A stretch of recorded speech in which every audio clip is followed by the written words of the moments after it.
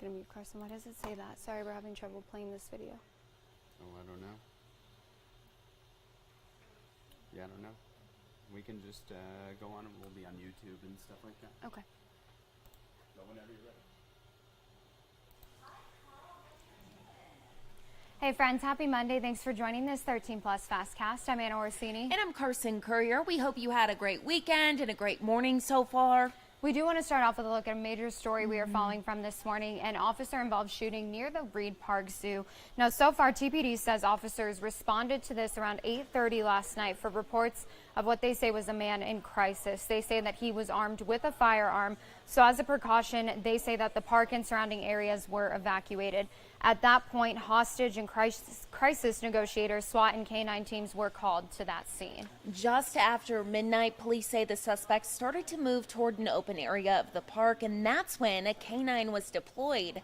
Both the suspect and officer started shooting, and at that point, the suspect and the K-9 were hit.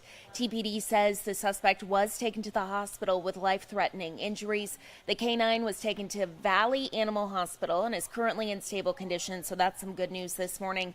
No other officers or community members were injured in this incident. Police say the area around the park is expected to be closed for several hours. Our very own Jack Cooper was out there all morning giving us the latest there. Lots of law enforcement still at the park investigating that scene. Be sure to stay with us both on air and online as we bring you all the latest updates on that investigation throughout the day. And some other big news we're following today, the latest on the attacks in Israel. This morning, we know at least 9 Americans have been killed, and that brings up the death toll, which was reported at just 4 yesterday. Absolutely horrific scenes there. And today, the U.S. is pledging their support for Israel. The Biden administration says it's staying in close touch with their Israeli counterparts. Karen Kaifa is in Washington with the latest. After more than 48 hours of fighting, Israel's military says it has retaken control of all communities around Gaza. On the ground, Israeli troops work to secure the breach points where Hamas fighters cross the border. It's taking us more time as we expected to get things back into a sort of defensive security posture of people coming in and also defending the communities. While from the air, Israel pounds Gaza with strikes it says are aimed at Hamas and Palestinian Islamic Jihad targets. But scores of women and children have been killed, according to the Palestinian Health Ministry. We are at war with Hamas. And sadly, there might be people that are involved killed. It won't be intentional. And sadly, Hamas have entrenched themselves in a cynical way within the civilian population. Disturbing new videos from Hamas's attack on a music festival show the extent of the terror. Fighters shooting at a hostage at close range. A woman is led away. Her fate is unknown. Hamas claims it is holding more than 100 hostages. But this was a completely different attack that nobody was prepared for, and nobody can ever be prepared for such a thing, I guess. The unprecedented attack shaking the international community. 2 senior officials say the U.S. State and Defense Departments are moving as quickly as they can to deliver weapons to Israel as part of already existing contracts. President Biden's direction was to make sure that we're providing Israel everything it needs in this moment to deal with the attacks from Hamas. In Washington, I'm Karen Kaifa.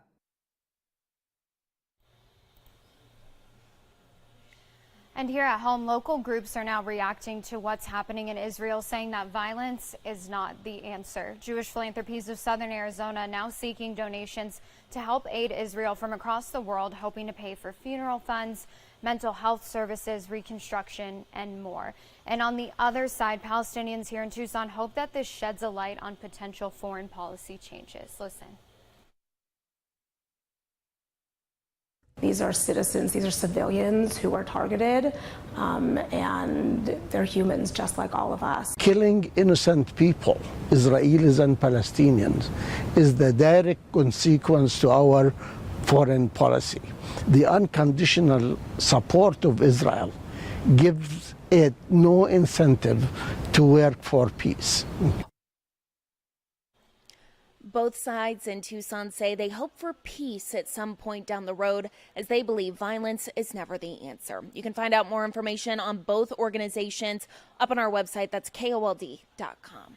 And while we're keeping an eye on this story, we want to pull up our website for you because there's lots of really good information here as people continue to follow what's happening here at home, how groups are responding, but also the latest headlines coming out of Israel today. So we just want to go ahead. I'll kind of move to the side, Carson, and let you scroll through what we're seeing today.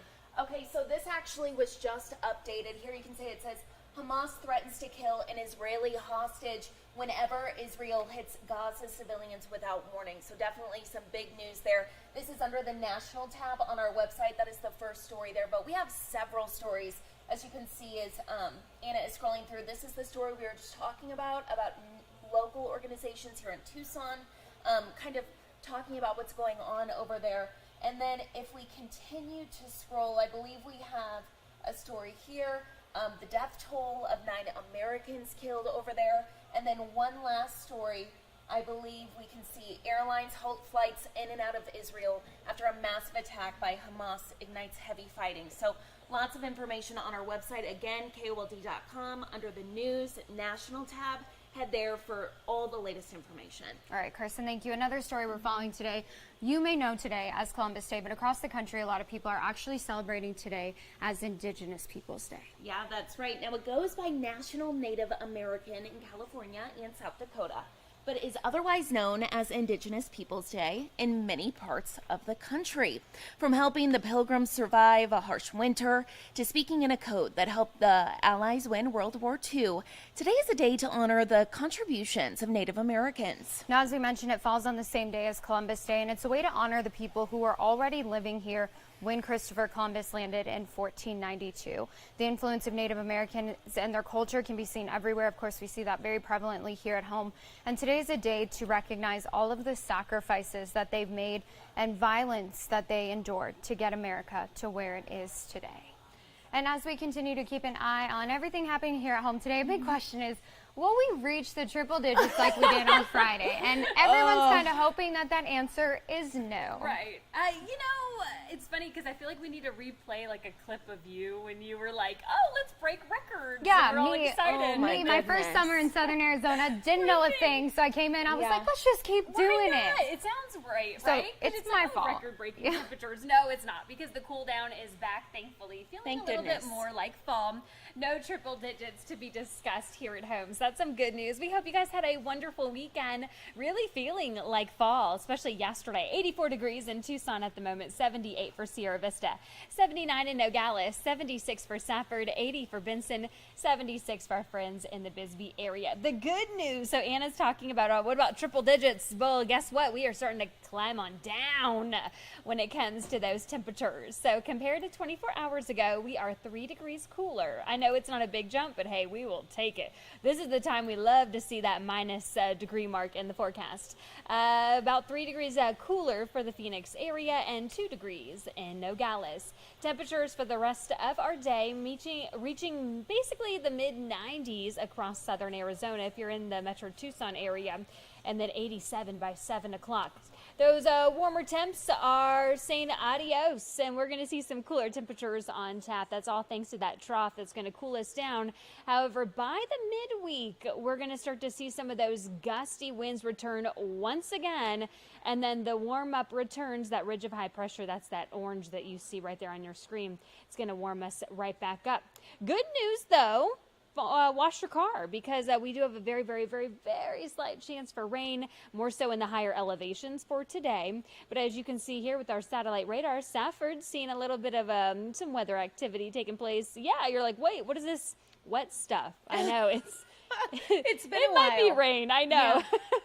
But yeah, pretty much dry though for everyone else. However, again, those higher elevations could possibly see some rain at 10% for Tucson and Nogales. But 95 degrees in Tucson, 85 if you're in Sierra Vista, 90 degrees for Nogales, 86 for the Douglas area.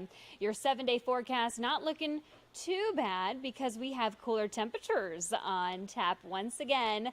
Today is going to be the warmest day on tap, and 95, absolutely, we will take it, ladies, won't we? 93 tomorrow, and then the 80s do make a return by Thursday. Thank Okay. goodness. Like that We're 10% trending- chance, yeah.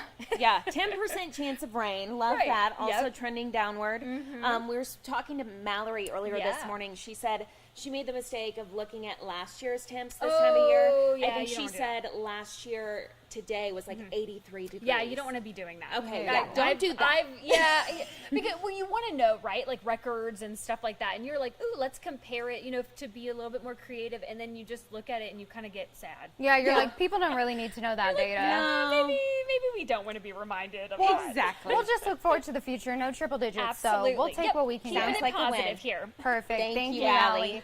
Well, of course, the one thing that we cannot not talk about today is that Arizona game over the weekend, taking on number 9 USC in Los Angeles at the Coliseum.